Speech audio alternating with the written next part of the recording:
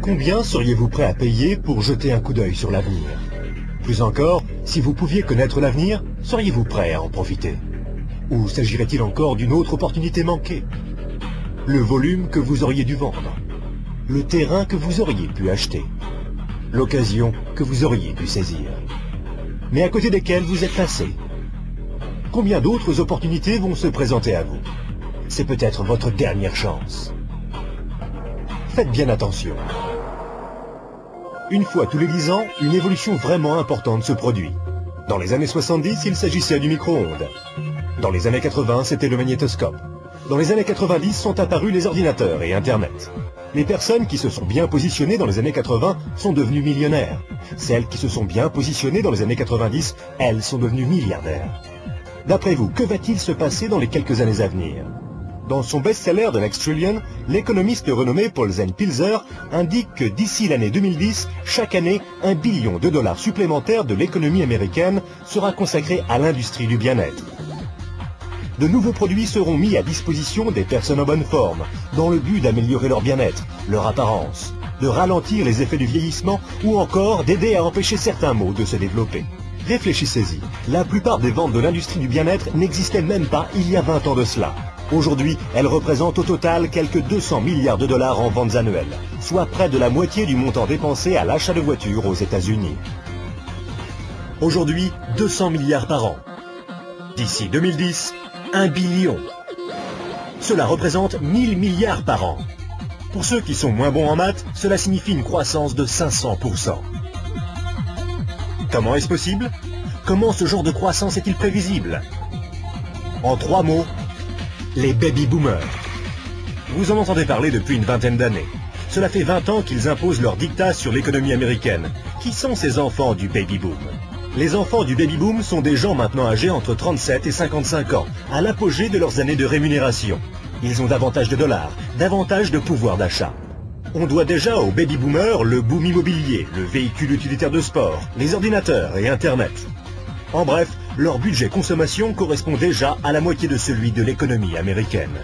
Ils ne représentent que 30% de la population américaine, mais déjà 50% du produit national brut. Chose plus importante encore, ils s'apprêtent à rajouter 1 billion par an à leurs 5 billions de dollars déjà présents. Et cela pour préserver cette chose qui, espèrent-ils, est plus précieuse que n'importe quel véhicule ou ordinateur. Leur jeunesse. La jeunesse.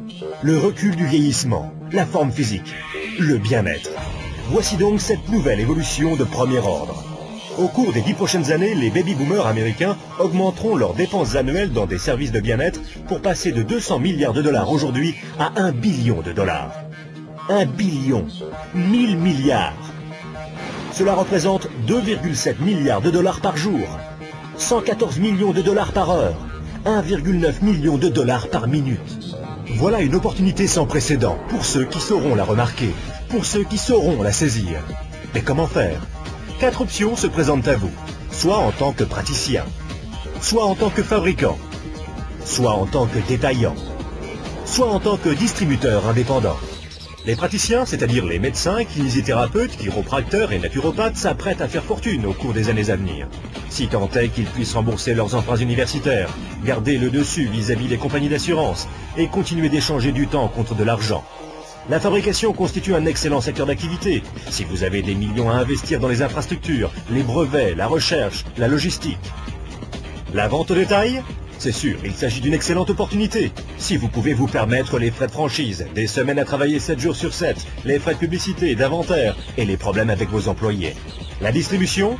Les plus grandes fortunes personnelles de ces 30 dernières années ont été forgées par des gens qui ont trouvé de meilleurs moyens de distribuer des biens plutôt que de meilleurs moyens de fabriquer des biens. Des gens tels que Sam Walton de Walmart, Fred Smith de Federal Express et Jeff Bezos d'Amazon.com. Ce qu'ils ont en commun? Tous sont ou ont été distributeurs indépendants. Walton et Smith ont trouvé de meilleurs moyens de distribuer physiquement des produits que les consommateurs recherchaient. Les nouveaux milliardaires du 21e siècle sont en train de faire leur fortune dans la distribution, en éduquant les consommateurs à de nouveaux produits et de nouveaux réseaux de distribution. On a appelé ça le travail à la vitesse de la pensée. De meilleurs produits, une distribution plus efficace, une plus grande opportunité. Pourquoi? Parce que rien ne peut arrêter 78 millions de baby-boomers disposant de 1000 milliards de dollars de liquidités. Ils veulent faire du roller, ils veulent des voitures de sport. Ils ne veulent pas vieillir. Et ils sont prêts à dépenser pratiquement n'importe quoi pour rester jeunes, en bonne forme et débordants de vitalité. Au cours des 10 prochaines années, les baby-boomers américains augmenteront leurs dépenses annuelles pour des services de bien-être qui passeront de 200 milliards de dollars aujourd'hui à 1 billion de dollars chaque année. Serez-vous prêts? La personne qui vous a remis cette vidéo peut vous présenter un modèle commercial de distribution de bien-être qui est un véritable succès et a fait ses preuves. Cette activité, vous pouvez la commencer à temps choisi depuis votre domicile. Sans de gros investissements en capital, sans employés et sans les soucis traditionnels que connaissent tous les chefs d'entreprise. Une activité qui, dans vos temps libres, pourrait représenter des revenus plus ou moins importants. De plus, puisque vous exercez cette activité depuis votre domicile, vous pouvez éventuellement bénéficier davantage en termes de taxes.